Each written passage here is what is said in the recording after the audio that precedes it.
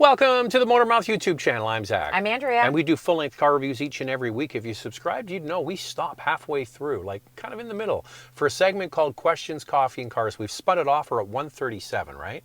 137. How do you get a question in? Follow along on Instagram at Motormouth_Andrea. Every Sunday morning, I put a post out on Instagram asking for questions. Once we gather our questions, the post is deleted and we start the show. Time now for Questions, Coffee, and Cars. Now, how about this matchup? This was not planned, the burgundy, but we obviously felt slightly festive today.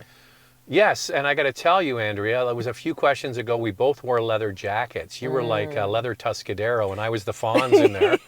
If you're old enough to remember what those references are. Happy days. Yeah, all right, so let's get into it. Your questions from Instagram. Have you both heard any reason why the new CX-50 hybrid is missing some features for the U.S. market, like parking sensors, heated steering wheel, and whether it will be coming to the U.S. in the future? It seems like a huge miss, especially when those options exist for Canada.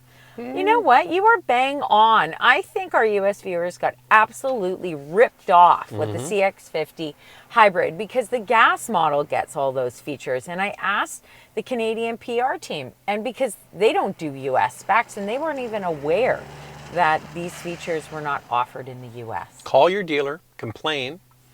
And it's just, listen, this is the way it works with car companies and product planners.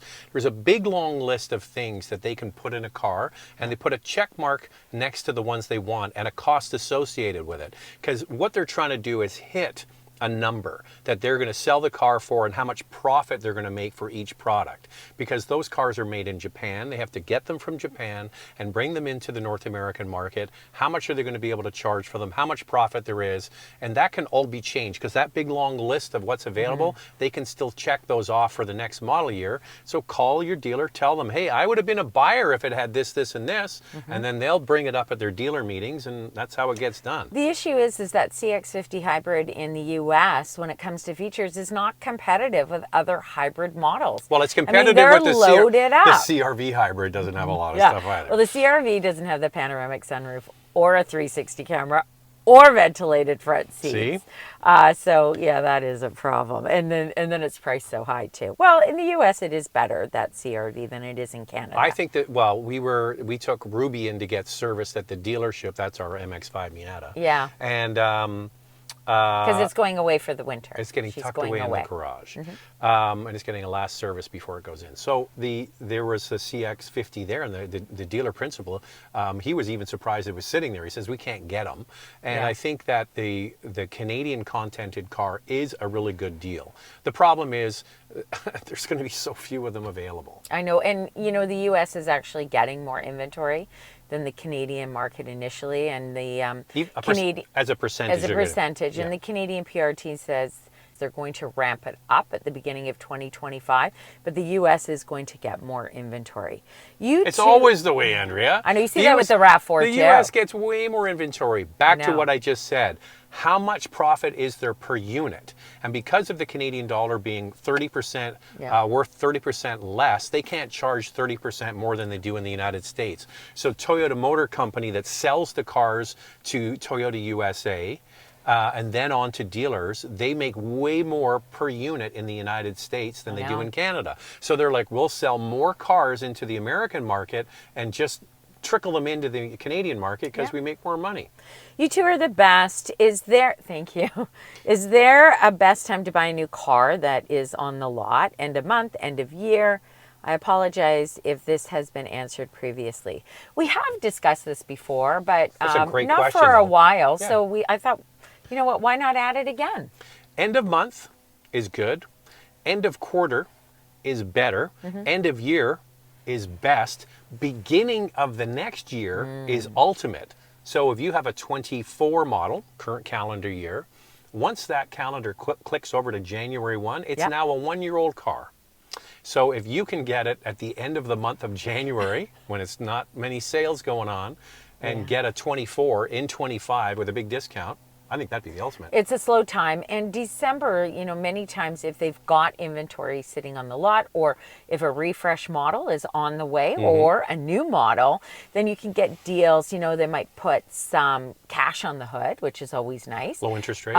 Yeah, low interest rates if you're financing, or leasing. So there's definitely options. If you are looking for a vehicle now, if you need a vehicle now, wait until December. And if you can wait a little longer, wait until January. But it's got to be a good enough deal to absorb that 1 year depreciation, right? Because it's now a 1 calendar year old car. The warranty and everything is still good from the day it's registered.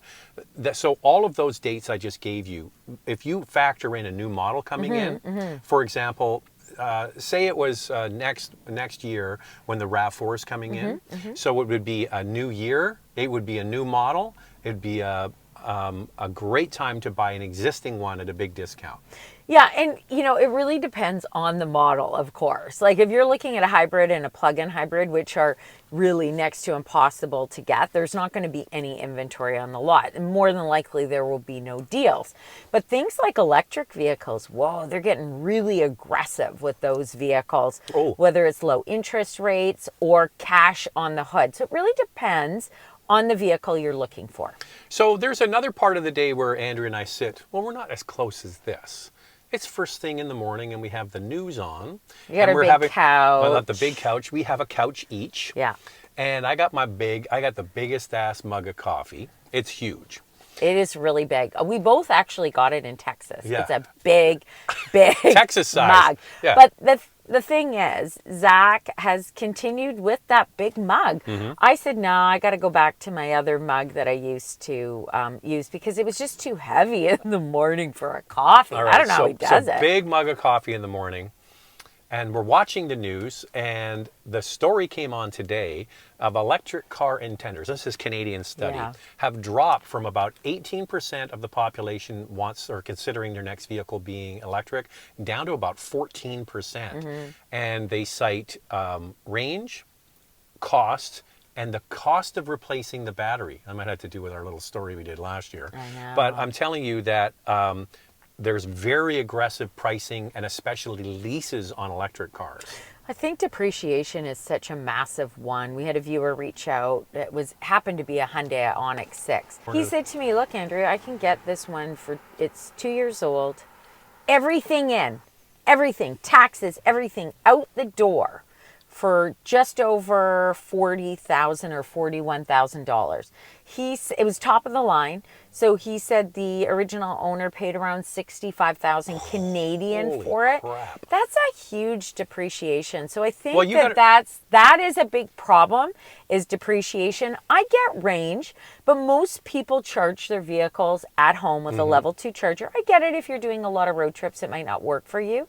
But my goodness, depreciation and we were at the dealership for trying Ruby. to get a word in here. Sorry, we were at the dealership with Ruby, and one of the service technicians, he drives a Wrangler 4xe, and it needed a new battery. That's a plug-in hybrid, and Zach and I looked up the battery, 17 kilowatt hours, and $25,000. Yeah.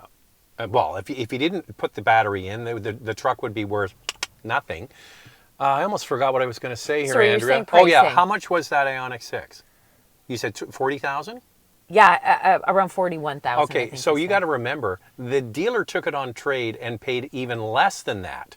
Yeah. So if you think about maybe he got it for 35 or 37, that's almost half the value of the car in 2 years. So that's the big worry that a lot of people have. And the more they discount new EVs hurts the existing EVs even more. We saw that when Elon Musk with a keystroke dropped 20% of the value of existing Tesla owners, and it's just a problem that and then you throw in rebates, so it's a problem that it's a spiral. What happens is that you can't get out of it. No. It's like, how are we going to get out of this? How are we going to build equity in electric cars? I can't imagine what these high-end electric cars from Mercedes and BMW and others are worth like 5 years later. They're going to be worth next to nothing. You can look up Taycan prices. Porsche Taycan prices have gone like this, and so have the sales. Yeah, if you're spending over $100,000 Canadian for an EV, that thing is definitely going to drop. I mean, you do see gas models when you spend that much money as well. they also tend to depreciate depending on the vehicle that you bought. Okay. But gee, that's a big depreciation issue there for sure. Okay, so a little stat. Wasn't on the same newscast. It was, I read it, I think, Automotive News. Average depreciation of an EV is 18% per year. Yeah. Average depreciation of a current model gas car is 3%. I know. So that whole thing, when you drive it off the lot, you lose 20% right away. That is nonsense. No. But yeah, average 3% reduction in ICE cars, almost 20% for EVs. So that's a problem. It's a death spiral. I don't know how you get out of it. And you know what's interesting is, you know, some people were, I think it was in our last questions, Coffee and Carson was talking about reliability and holding the vehicle for a long period of time and resale value. You know, at that 8 and 10 year mark, yes, some Toyota models, the resale value might be a little bit more than other brands, but really they start to balance out later on because they're just old, Andrea, right? They're older models. The I mean- concern is, sorry to interrupt, Yeah. is the battery as vehicles get older. I've been and doing the dirty replacement online, costs. Andrea. I've been sniffing around. Oh God, for what? A pickup truck, a used mid-sized pickup truck. And I will disagree with you on that one. You pay way more for a Toyota Tacoma than you do for anything else. That's special. That's a special use case. I Yeah. get it. But yeah, certain vehicles just hold their value. A Tacoma is one of them. But if you were to compare, You all thought I was doing something else online. You dirty birds. What are you thinking? But if you were to look at something like the Ford Ranger versus the Chevy Colorado or Yes, yes. something, then I- maybe more comparable. I don't know. So I'm looking for a cheap and cheerful one, right? Like I'm putting in Facebook Marketplace like $3,000 to $7,000, flooded with Ford Rangers.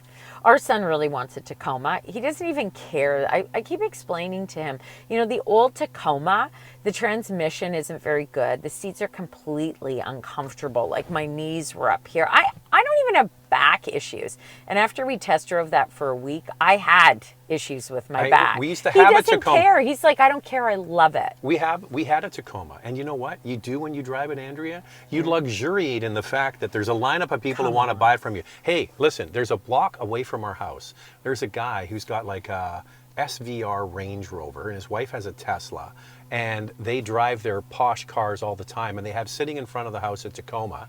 And I'm thinking of going down there and knocking on the door and say, do you want to sell that truck? Because it's covered with leaves. You can hear the leaf blower there, unfortunately. It's covered with it never gets driven. It never gets driven. No, So I might go on down, knock on the door and say, you know what? That thing's just sitting there. Why don't you give it to a good home? And then Charlie, our son, could buy that one. Charlie would love that. He would love that. I'm going to do that. Yeah. He's a nice guy, actually. And I'm going He to might tell go him, for it. and I'm going to say to him, well, if he's not ready to sell it, and just say, well, when you're ready, Yeah, let me it's know. going to have like 5,000 miles on it. It never gets driven. It's silver. That's not good for a car either. No. But anyway, It's a silver. Tacoma. Charlie has this bright blue one that follows him around everywhere. He claims he can't get rid of it. It's just tormenting him. It seems like everywhere he goes, the driver of that Tacoma in the bright blue is there. And he's like, oh my gosh, I keep seeing it everywhere I go. Okay, brand new CX-50 GT hybrid, or do I buy my 2021 Volvo V60 cross country? I guess they leasing it? I guess so, yeah. Sounds like it. Okay, so Volvo Cross Country, that's the station wagon, Yeah. or the Mazda 3, 2, 1. Volvo. Mazda. I say Volvo because it's cool as hell and they're not making it anymore. Can't get it. I say Mazda or Mazda I think that the because Volvo, it's a hybrid. I think the Volvo is, that's just like cool Scandinavian. You got to get the Thule roof rack on top and pretend you're going, even if you're never going skiing, like you're going to go cross-country skiing in the mountains of Sweden. He's not, I don't know if he's in Sweden. No, he's not in But, Sweden. You pretend you're in Sweden. Anyway, all I'm saying is that I think the resale value on the CX-50 hybrid is going to be there for you because it's a hybrid and people want them. You know, Consumer Reports did this study on hybrids, and what did it say? Riddle me they are this. very reliable. The powertrains, Oh, no. they have less issues with hybrids than plug-in hybrids or EVs. It's been studied over and over and over. The most reliable cars for sale in the marketplace are hybrids, and that's because it's dominated by Toyota. And this has got a Toyota hybrid system in the Mazda. But the key part of that question was buy my Volvo, which makes me believe he's already paid 3-4 years Sure. into it with a lease, and then buy it out for whatever the nut is, $25,000-$30,000 for that car.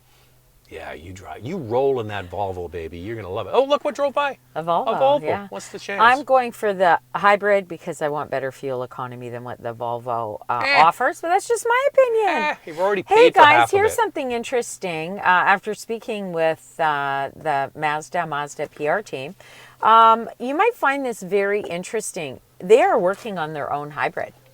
Just like they have their own plug-in hybrid. So when the CX-5 comes out, I don't think it's going to be the Toyota hybrid powertrain. I think it's going to be a Mazda hybrid powertrain. So that CX-50 hybrid with the Toyota powertrain is a pretty special one to get. One and done. Yep. And I hope that they've worked on the transmission, because that's buggy as hell. That's going to have that 8-speed, we think. Nothing confirmed from Mazda, but... You know what they should do, Andrea? They should do this. Hello, ZF. Yeah, you have that wonderful 8-speed automatic that you have in every luxury car available. Oh, and it's also available for plug-in hybrids? Yeah, we'd like to order half a million of those for our... That's what they should be doing. But Mazda likes to do their own thing, which actually kind of surprised me that the CX-50 hybrid is the Toyota engine and the hybrid powertrain, because they do really take a lot of pride in producing their own powertrains. But that 8-speed automatic, there is a problem with it for sure. Their 6-speed is so good. Andrea, the ZF 8-speed might go down as one of the best transmissions ever made. Every car that has that in it is just, it works. It works. Like you drive an X5. I know. And it's got the ZF 8-speed, and you're like, this works. It's great. And you know, I kind of get a high from that, because when I'm driving the X5, and I'm on the highway, and you just gun it, and you can feel the shifts. Oh my God, I get a high. I'm accelerating. Terrible for gas mileage on my part, but it's just terrific. So they were doing so well, because well, the one thing I should explain. The ZF 8-speed is for a rear wheel bias, all-wheel drive system. Okay, so then they came out with the ZF 9-speed, which was for a front wheel bias all-wheel drive system, and so longitudinally mounted engine or a transverse mounted engine. And the ZF 9-speed came out, and it was not the best transmission ever made. It was a smoking hot turd, and they finally figured out the bugs in it. So these things, even from brand to brand, can be. But the thing is that the CX-90 is a longitudinal inline 6-cylinder engine. Who also has an inline 6 with a ZF match to it? BMW. Yep. Do it. That's what a lot of people said when Mazda came out with this inline 6 with the 48-volt mild hybrid system and then an 8-speed automatic transmission. People were like, oh my God, it's a BMW. BMW on the cheap. Yeah. It was not. Hey guys, love your videos. Thank you. Never miss an episode. My mom and sister are looking at getting a second vehicle to have alongside their 2009 Toyota RAV4. They're looking for a cheap lease. A Hyundai seems to have the best deals. Base model Elantra or base model Kona front-wheel drive. Price is within a couple dollars of each. Definitely will be getting snow tires as we live in Calgary. I would go with the Kona of those two. Same. Just because of the functionality of the hatch and all that. And ground clearance. You live in Calgary, so I would go with Kona front-wheel drive and throw on a good set of winter tires. Yeah, you're fine. And then if you're thinking of an Elantra, then you should also look at the new K4 from Kia. I mean, it comes with a lot of stuff. Love your channel. First automotive YouTube channel I go to for new content. Love that. Love the look of the new Tiguan. How concerned should I be with it being all new design, or for VW in general? Well, the engine is a modified version of the engine that they already have. Yeah. And the transmission as well. So the actual driveline itself will be a kind of a plug-and-play, a modified version of what they already have. And a lot of the technology that's in the car is used in other products. So it's not like it's all new. You always have to look at that as like, is this all new for this model and it's never been used in any other car? Volkswagen does use a lot of the stuff in other products. I also find like it's hit and miss with Volkswagen. You guys chime in, because people who own a Volkswagen will tell you they've had no problems at all and they love it. And others will chime in and say, I will never buy a Volkswagen again. So You know what? We'd love your feedback. Love to hear what you think. I would say that Volkswagens are great for leasing, especially if you're somebody that's on that lease cycle. Yeah. And get one for 3 or 4 years. It comes with a 4-year warranty, so you could do a 4-year lease and you're covered. What happened to us, Zach? We didn't lease the GTI. Because we just wrote the check, Andrea, and drove away. We're not as concerned with reliability as Excuse some are, but we will deal with issues. We've had vehicles before, German brands, where there have been problems for us. And, you know, but we love the way that they drive and the way that they feel, which is why we go for them. It's not our primary car. It is not. Like, I mean, if you're a family of 4 and you've got a Tiguan as your main car, you want it to be reliable. I mean, that's the way it goes. And that's fair, right? We want reliable vehicles. Hey guys, do you ever rest? No, we don't rest very often. We dropped Ruby off, our MX-5, at the Mazda dealership in Richmond. And the owner, or one of the owners of the dealership, said basically the same thing. Gosh, you guys are busy. You're always on the road. So yeah, there's a lot of content. This YouTube is a bit of a black hole, but it's not a bit of a black hole, Andrea. The internet is a black hole that can never be filled. It can never be filled. I have to say though, I love it. I love it. I love what we do. And then I always say to Zach, after, like, if we're home for about a week and a half, I'm like, okay, I got to get back on the road. Yeah, so the thing for us is we travel a lot. So we just basically did 8 weeks on the road. And if you look back at the videos we did over the last 8 weeks, we did a lot. We went to Sweden, we went to Korea, we went all through the United States. Yeah. And Spain. Yeah, we went to Spain as well. Yeah, there's like 3 international trips. So when we go away, for example, we are home for just over 2 weeks, and it's just like, oh my God, this is so nice. The pace isn't as crazy, but it starts to get crazy again because we're going away for a full week. The second week in December, we've got 3 cars to cover, and then a Christmas party to go to in another city. We have to get all of that work done before we go. I know. So we have to get the work done for the week that we're here, and we also have to get all the work done for the week that we're away. So the traveling is what throws us off. If we were just at home driving cars here, that'd be easy. And we would be bored. I'd be bored. I love the travel. Also, this time that we have at home right now is great because I can start getting Christmas decorations up. We have a family dinner that we have to do. Okay, but that wasn't his question. But anyway, this is his question. That's not the question? No. Okay. I guess there's a 2-part. Appreciate your thoughts on the Acura ADX. We're looking for a luxury subcompact, and this looks like a great option. Thoughts on the Integra CVT? I drove it and thought it was solid. I even liked it more than the Toyota Lexus system. Appreciate the advice as always. Thanks, Kevin. Look at the Integra for me. I want to just start off by saying Honda makes a good CVT. We have a Honda Civic.